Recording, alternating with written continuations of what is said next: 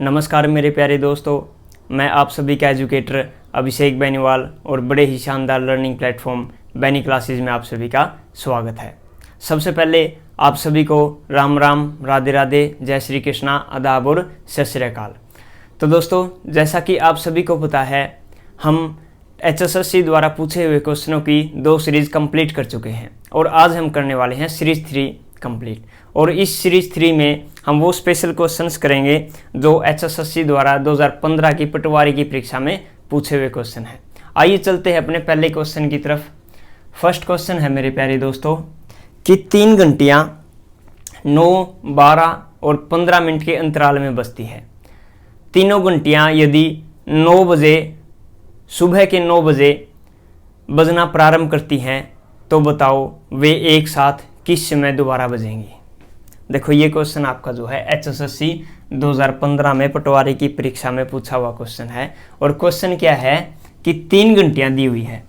1 घंटी 9 मिनट में बजती है, 1 घंटी 12 मिनट में और तीसरी घंटी जो हो 15 मिनट में बजती है। ठीक है, और वो कितने बजे बजना स्टार्ट करती हैं तीनों? 9 बजे, सुबह के 9 बजे बजना स्टार्ट होती हैं। और फिर उसने पूछा है कि वो दोबारा एक साथ कब बजेंगी, यानी कि ये 9 मिनट में बजती है तो अगली बार कब बजेंगी? 18 मिनट में, ये 24 मिनट में और ये 15 मिनट में। तो ऐसा कम्बिनेशन बताओ कि वो नेक्स्ट टाइम एक साथ दोबारा बजें। तो ऐसे क्वेश्चंस को, और ये क्वेश्चन जो आपका HCF और LCM का क्वेश्चन है। देखो, ऐसे क्वेश्चन करने के लिए आपको क्या करना होता है, इन सब तीनों का क्या लेना होता है? सबसे पहले LCM लेंगे तो 3 कॉमन आ रहा है बाहर, तो 3 तिया 9, 3 चौके 12, 3 पंजे 15। उसके बाद कोई भी चीज़ कॉमन नहीं आ रही, अब क्या कर देंगे इन सबकी मल्टीप्लाई। 5 चौका 20, 20 तिये 60, 60 तिया 180। तो LCM कितना आ गया इन तीनों का? LCM आ गया 180। और ये 180 क्या है अपने पास? मिनट। 180 मिनट, यानी कि 180 मिनट बाद वो तीनों घंटियाँ एक साथ बजेंगी। ठीक है, क्योंकि मिनट क्यों आ है? क्योंकि ये 9 मिनट है, ये 12 मिनट में और ये 15 मिनट में। उसे मिनट में दिया हुआ था, तो एलसीएम किस में आएगा? मिनट में। इसको किस में कन्वर्ट कर लेंगे हम? हावर्स में। 180 भाग में 60, तो ये आ गया अपने पास 3 हावर्स। 3 हावर्स, यानी कि 3 घंटे बाद वो एक साथ बजेंगी। अब 9 बजे बज रही थी, तो अब दोबारा कब बजेंगी? 9 प्लस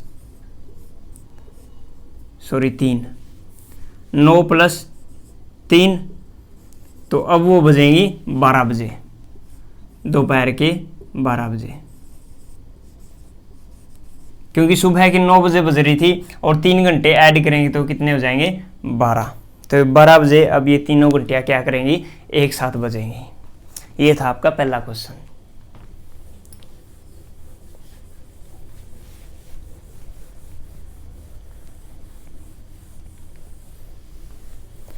चलते हैं अगले क्वेश्चन की तरफ।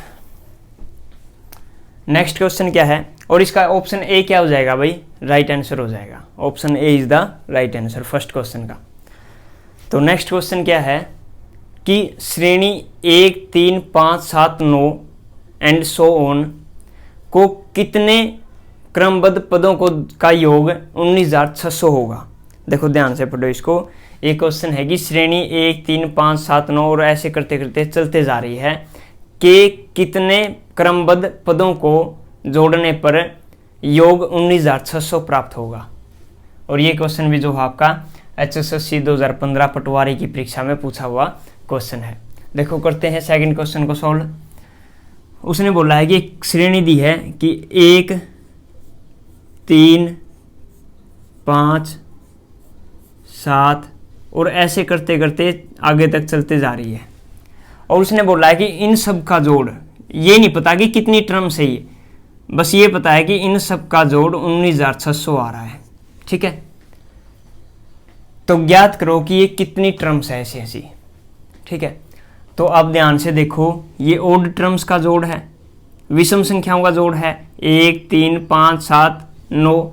तो इनका जोड़ जो विषम संख्याएं होती है 1, 3, 5, 7 और ऐसे करते करते अगर ये n टर्म्स तक जा रही है तो इनका जोड़ कैसे निकलता है, तो करते हैं हम एन स्क्वायर। इनका जोड़ निकालने का फॉर्मूला क्या होता है, एन स्क्वायर।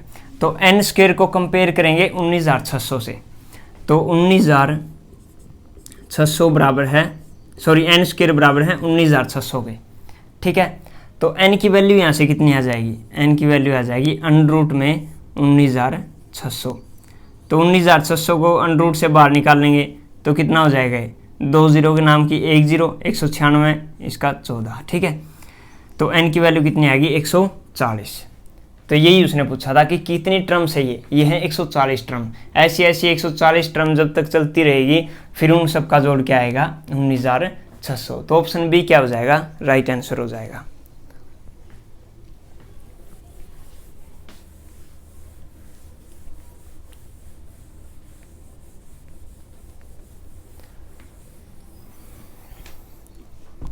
तीसरा क्वेश्चन है कि अमूल्य किसी कार्य को 2 घंटे में पूरा कर देता है और बिंदु उसी कार्य को 6 घंटे में पूरा कर देती है। तो बताओ दोनों मिलकर उस कार्य को कितने दिन में पूरा करेंगे। ये क्वेश्चन भी जो आपका HSSC 2015 पटवारी की परीक्षा में पूछा हुआ क्वेश्चन है और ये टाइम एंड वर्क का क्वेश्चन है। टाइम एंड वर्क से याद आया कि टाइम एंड वर्क मैंने कंप्लीट करवाया हुआ है और प्लेलिस्ट में आप जाके चेक कर सकते हो। अगर आप कोई भी कॉम्पिटिटिव एग्जाम जैसे HSSC, SSC, CGL, STET, CTET, RTET और RRB, बैंकिंग जैसे कोई भी कॉम्पिटिटिव एग्जाम देते हो तो आपको उससे बाहर एक भी क्वेश्चन नहीं मिलेगा। तो आप ज़रूर करिएगा। टाइम एंड वर्क प्लेलिस्ट में डाला हुआ मैंने कंप्लीट चैप्टर और उसमें सारी टाइप्स जो है इजी लेवल से लेके यानी कि 0 लेवल से लेके हीरो लेवल तक मैंने वहाँ पे क्वेश्चंस करवाए हुए हैं, आप देखना ज़रूर। तो करते हैं इस क्वेश्चन को, टाइम एंड वर्क के क्वेश्चन को। उसने बोला है कि अमूल्य जो है वो उस कार्य को 2 दिन में कर देता है और बिंदु भी उसी कार्य को 6 दिन में पूरा कर देती है। तो ऐसे क्वेश्चंस में हम 3 स्टेप निकालते हैं हमारे। सबसे पहला स्टेप तो क्वेश्चन अपने क्वेश्चन में ही मिल जाएगा। फिर उसके बाद क्या करते हैं, दूसरा स्टेप दोनों का एलसीएम लेते हैं। एलसीएम आ गया 6, 2 और 6 का एलसीएम 6। फिर तीसरा स्टेप में क्या करना होता है, 6 को 2 से डिवाइड करना होता है, ये आ गया 3। 6 को 6 से डिवाइड करना होता है, ये आ गया आपके पास 1। तो दोनों का जोड़ 4। अब ये 3 क्या है यहाँ पे, ये 3 है आपका कि ए एक दिन में 3 यूनिट कार्य करता है और बी एक दिन में 1 यूनिट कार्य करता है और दोनों मिलके एक दिन में 4 यूनिट कार्य कर रहे हैं। और ये 6 क्या है, ये टोटल वर्क है, ठीक है। ये जो होता है हमारे पास 6, ये टोटल वर्क होता है, ये वर्क इफिशियंसी होती है, ठीक है। तो दोनों ए और बी मिलके एक दिन में 4 यूनिट कार्य करते हैं। तो टोटल कार्य था अपने पास 6 और एक दिन में कितना यूनिट कार्य कर रहे हैं, 4 यूनिट कार्य। तो 6 यूनिट कार्य कंप्लीट कर देंगे, 2 दूनी 4 और 2 तिये 6, यानी कि 3/2 दिन में इस कार्य को ये क्या कर देंगे, कंप्लीट कर देंगे। दोनों मिलके ए और बी दोनों मिलके इस कार्य को 3/2 दिन में कंप्लीट कर देंगे। तो ऑप्शन सी क्या हो जाएगा इस क्वेश्चन का राइट आंसर।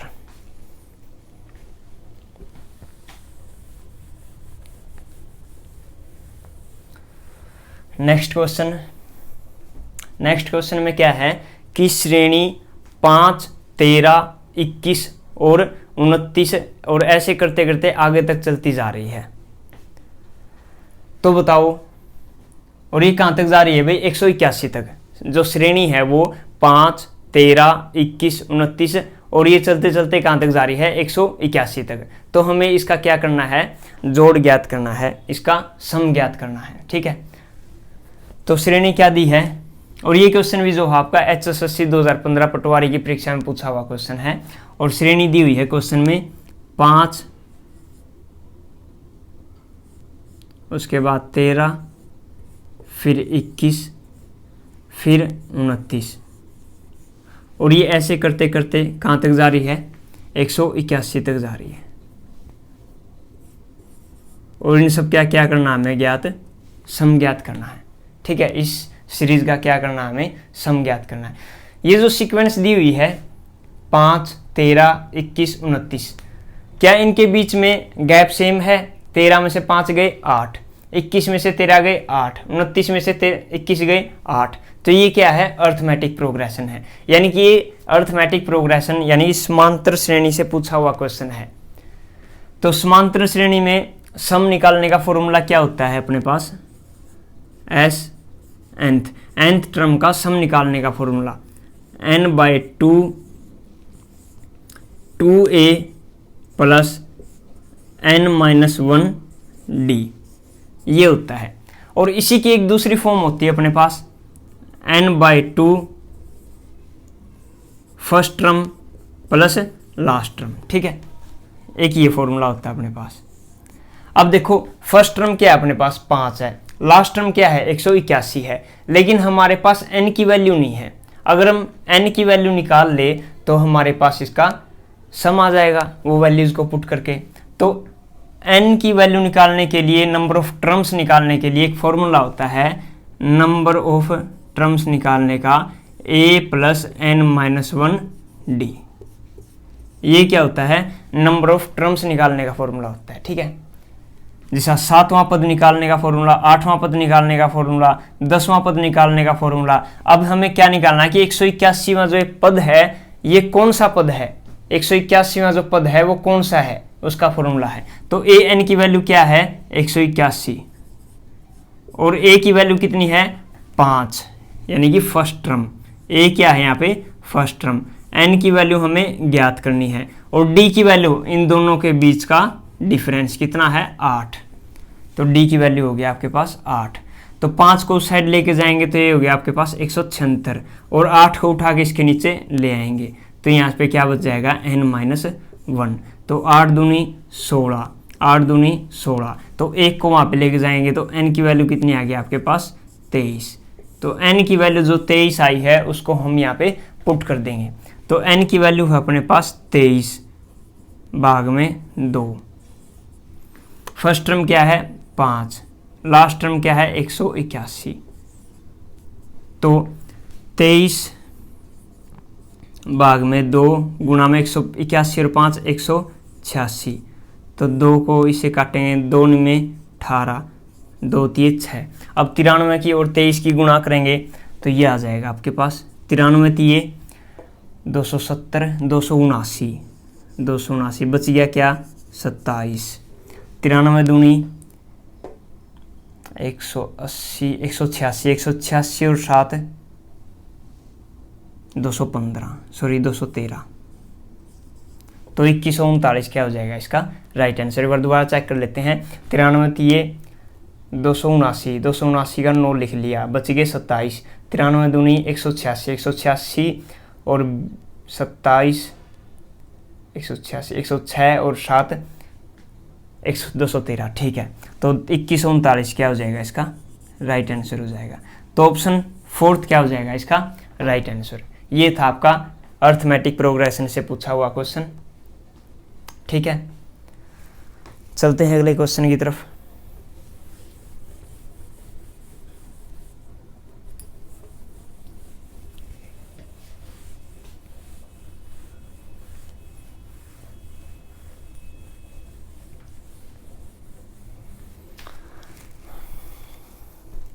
नेक्स्ट क्वेश्चन है कि एक मजदूरों की टोली किसी क्रियाकलाप को पूरा करने के लिए 8 घंटे का दायित्व लेती है। यानी कि जो मजदूरों की टोली है वो 8 घंटे में किसी क्रियाकलाप को पूरा करने का दायित्व लेती है, यानी कि हम पूरा कर देंगे 8 घंटे में, जो मजदूरों की टोली है वो वादा करती है। लेकिन दुर्भाग्यवश कार्य के शुरू में ही 4 मजदूर अनुपस्थित होते हैं, यानी कि अब्सेंट होते हैं, वो कार्य पे नहीं आते। तो शेष जो बचे हुए मजदूर हैं वो कार्य को 10 घंटे में पूरा कर देते हैं। तो ज्ञात कीजिए प्रारंभ में मजदूरों की टोली कितनी थी, ठीक है। ये क्वेश्चन भी जो है आपका टाइम एंड वर्क से पूछा हुआ क्वेश्चन है और ये HSSC 2015 पटवारी की परीक्षा में पूछा हुआ क्वेश्चन है। और टाइम एंड वर्क से आप अंदाज़ा लगा सकते हो, और टाइम एंड वर्क से कि कितने क्वेश्चन आते हैं पटवारी में, 3 क्वेश्चन आए हुए हैं लास्ट टाइम, और इससे आप अंदाज़ा लगा सकते हो कि टाइम एंड वर्क कितना इंपॉर्टेंट चैप्टर है। चलते हैं इस क्वेश्चन की तरफ, करते हैं इसको सोल्व। उसने बोला है कि, उससे पहले मैं आपको एक चीज़ बताता हूँ। टाइम एंड वर्क में एक बहुत ही मशहूर, बहुत ही प्रसिद्ध फॉर्मूला होता है, वो होता है MDH बराबर है W के। अगर एक कंडीशन दी है, अगर आपके पास दो कंडीशन दे दे कंपेयर करने के लिए, तो हम क्या करते हैं, एक और MDH लिख लेते हैं इसके नीचे, बराबर है W के। ठीक है, तो ये फर्स्ट कंडीशन है, ये क्या है, सेकंड कंडीशन। अब उसने क्वेश्चन में क्या बोला है कि एक मजदूरों की टोली, ये नहीं बोला है कितने हैं, मान लिया X मजदूर थे और वो 8 घंटे में उस कार्य को कंप्लीट करने का वादा करते हैं, इसका मतलब गुना में 8। देखो आदमी कितने हैं, X, डे का कोई यहाँ पे जिक्र है ही नहीं, H की वैल्यू हावर्स की यहाँ पे 8 है, और किसी कार्य को, यानी कि कार्य नहीं दिया हुआ, किसी क्रियाकलाप को, इसको मान लेते हैं हम 1। फिर सेकंड स्टेप में, सेकंड कंडीशन वो क्या कहता है कि दुर्भाग्यवश 4 मजदूर जो है कार्य पे नहीं आते, इसका मतलब जो पहले मजदूर थे उससे 4 कम आए। ठीक है, और वो अब इस कार्य को कितने दिन में, कितने घंटे में कर देते हैं, 10 घंटे में कंप्लीट।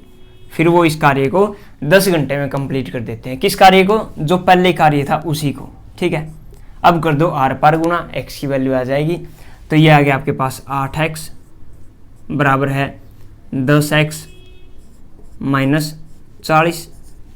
तो 2X की वैल्यू कितनी आ गई आपके पास, 2X की वैल्यू आ गई आपके पास 40 और X की वैल्यू आ गई आपके पास 20। ठीक है, यानी कि शुरू में मजदूरों की टोली कितनी थी, 20। अगर वो पूछ ले कि जब कार्य पे आए तो उस समय मजदूरों की टोली कितनी थी, तो 20 में से 4 घटा देंगे, 16 थी, लेकिन आंसर क्या है फिलहाल 20। तो ऑप्शन फर्स्ट क्या हो जाएगा इस क्वेश्चन का, राइट आंसर हो जाएगा। ये भी क्वेश्चन जो है आपका HSSC 2015 की परीक्षा में, पटवारी की परीक्षा में पूछा हुआ क्वेश्चन है।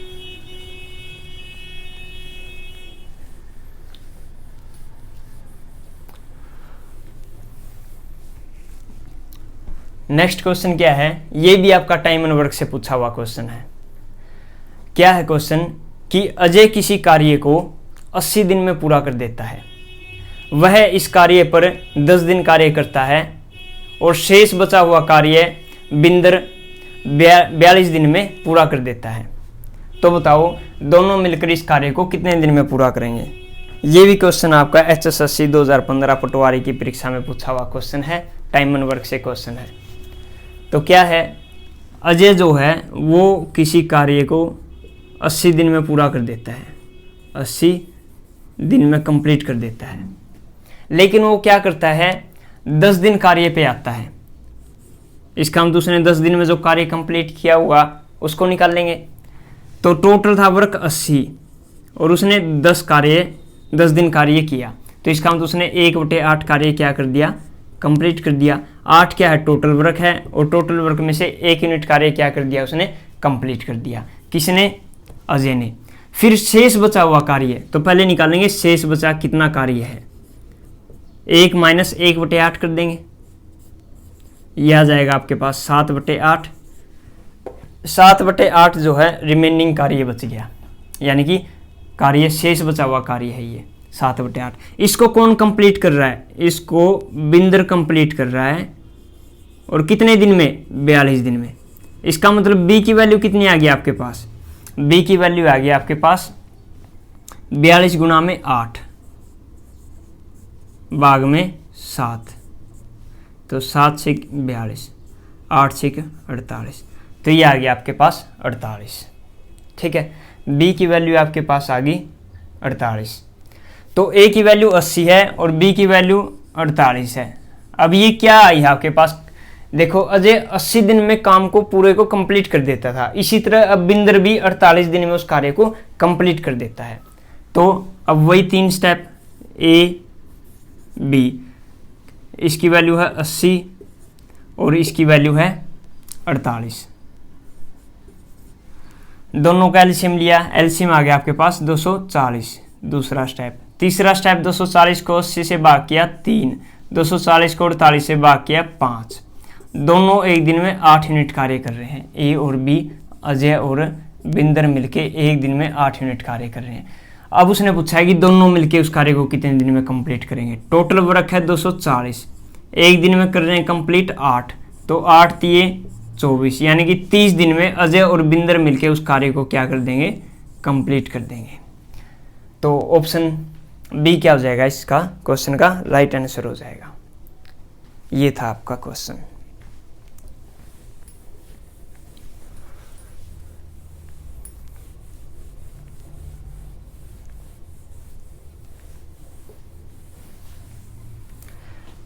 चलते हैं अगले क्वेश्चन की तरफ।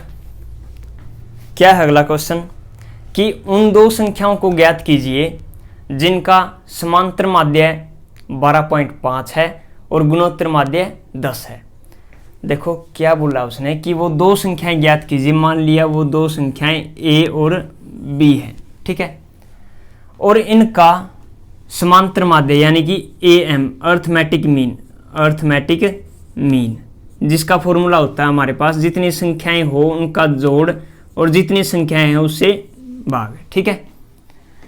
तो इसकी वैल्यू कितनी दी हुई है हमारे पास 12.5 दी हुई है, ठीक है।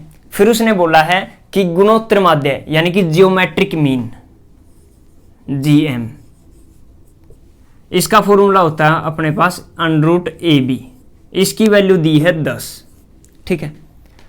अब मैं आपको बता देता हूं कि जो अर्थमेटिक मीन होता है ये एक माध्य होता है, माध्य यानी कि मीन, जैसे हम मीन निकालते हैं ना, एवरेज, औसत, मीन, वही है ये, ठीक है।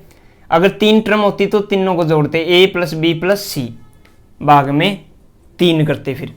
और ऐसे जियोमेट्रिक मीन दो संख्याएं दी हैं तो दोनों की गुणा उनका √। अगर 3 संख्याएं दी हैं, कितनी 3 संख्याएं दी है आपके पास, तो जियोमेट्रिक मीन क्या हो जाएगा A B C तीनों की गुणा और √1/3। आई बात समझ में? ये आपके 3 संख्या निकालने का फॉर्मूला है। चलते हैं अपने सॉल्यूशन की तरफ।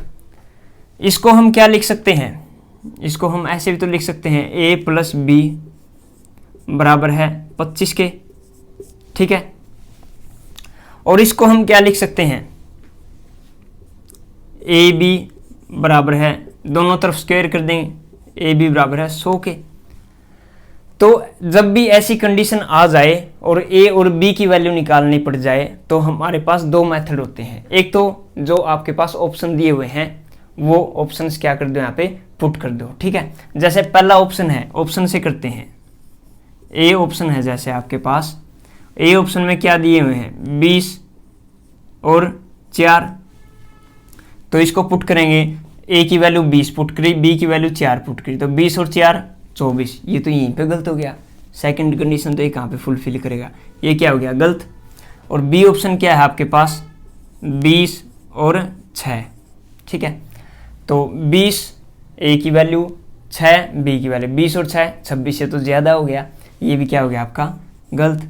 सी ऑप्शन देखते हैं, ये है आपके पास 20 और 5, तो 20 और 5 दिए हुए हैं आपके पास, तो 20 और 5 कितने होते हैं 25, और 20 गुणा में 5 कितने होते हैं 100। तो ऑप्शन सी क्या हो जाएगा इस क्वेश्चन का राइट आंसर हो जाएगा। लेकिन अब आप बोलोगे नहीं सर ऑप्शन से नहीं करना, आप हमें बेसिक कराओ, कैसे होगा ये। देखो इसके ऊपर और ट्रिक तो लगेगी नहीं, बेसिक करना पड़ेगा ये। तो इसमें क्या करना होता है, आपके पास एक फॉर्मूला होता है, बहुत ही प्रसिद्ध फॉर्मूला, जिसमें ये दोनों इंक्लूड हो जाते हैं। a - b का होल स्क्वायर, a - b का होल स्क्वायर किसके बराबर होता है a + b का होल स्क्वायर -4ab के, ठीक है। a - b का होल स्क्वायर किसके बराबर होता है a + b का होल स्क्वायर -4ab, क्योंकि हमें a + b पता है। अगर हम a - b निकाल लें तो b से b कट जाएगा, 2a की वैल्यू आ जाएगी, फिर वहाँ से a और b की वैल्यू निकाल लेंगे। तो a - b का होल स्क्वायर बराबर है, a + b की वैल्यू कितनी है 25, 25 का स्क्वायर 625 -4, और ए बी की वैल्यू कितनी है 100, 100 गुणा में 4 400, तो ये आ गया आपके पास 225। तो स्क्वायर को इस साइड लेंगे तो a - b की वैल्यू कितनी आ जाएगी आपके पास 15। तो देखो a + b की वैल्यू 25 है, a + b की वैल्यू आपके पास 25 है, इसको लिख लेता हूँ दोबारा यहाँ पे, और a - b को भी, a - b की वैल्यू आपके पास 15 है, तो b से b कैंसिल, 2a की वैल्यू आ गई आपके पास 40, a की वैल्यू आ गई आपके पास 20, तो b की वैल्यू आपके पास आ जाएगी 5। ये था आपका आंसर। अब कुछ इतने इंटेलिजेंट बच्चे होते हैं वो बोलेंगे कि सर बाकी चीज़ तो ठीक है, सब कुछ समझ में आ गया हमें, लेकिन आपने ये क्या कर दिया, ये कैसे आया, ए माइनस बी का होल स्क्वायर। तो फॉर्मूला हमारे पास ये होता है कि a square minus b square minus a square plus b square minus 2ab, ये होता है फॉर्मूला। आपने ये कैसे लिख दिया, तो ये फॉर्मूला हमारे पास आया है। देखो हमारे पास a प्लस बी है, हमें निकालना है कि हमारे पास a माइनस बी आ जाए और उसकी कुछ ना कुछ वैल्यू आ जाए, तो उनसे हम ये निकाल देंगे। तो इसलिए हमने a माइनस बी का होल स्क्वायर, इसका हमारे पास फॉर्मूला क्या होता है, a माइनस बी का फॉर्मूला वो होता है जो आप सोच रहे हो, a square plus b square minus 2ab। लेकिन अब एक बात बताओ, क्या यहाँ पे हम इसकी वैल्यू पुट कर सकते हैं a प्लस बी की? यहाँ पे तो a square plus b square है, इसको खत्म करना पड़ेगा। इसको खत्म करने के लिए हम क्या करते हैं, इसका फॉर्मूला बना लेते हैं ऐसा ऐसा, ठीक है। तो इसमें क्या करेंगे, प्लस 2ab जोड़ देंगे ताकि ये और ये मिलके क्या हो जाए, a प्लस बी का होल स्क्वायर। अगर जोड़ा है तो घटाना भी पड़ेगा, a माइनस बी, ठीक है। तो अब हमारे पास ये आ गया आपके पास a प्लस बी का होल स्क्वायर माइनस 4ab, ताकि हम a प्लस बी का यूज़ कर सकें और a माइनस बी की वैल्यू निकाल सकें, और a b का यूज़ यहाँ पे हो जाएगा। ये था भाई, ठीक है। तो इसके बाद हमने ये स्टेप करके a और b की वैल्यू निकाल ली। तो ऑप्शन सी क्या हो जाएगा, इस क्वेश्चन का राइट आंसर हो जाएगा, ठीक है। और ये आपका स्टेटिस्टिक्स जो चैप्टर है सांख्यिकी, उससे पूछा हुआ क्वेश्चन है। जो आज क्वेश्चन हमने किए हैं ये आपके HSSC 2015 पटवारी की परीक्षा में पूछे हुए क्वेश्चन हैं। अगर आपको ये क्लास अच्छी लगी है तो चैनल को लाइक, सब्सक्राइब और शेयर ज़रूर कर दीजिएगा। एक बार जाते जाते आप सभी को फिर से मेरी तरफ से राम राम, राधे राधे, जय श्री कृष्णा, आदाब और सत श्री अकाल। धन्यवाद।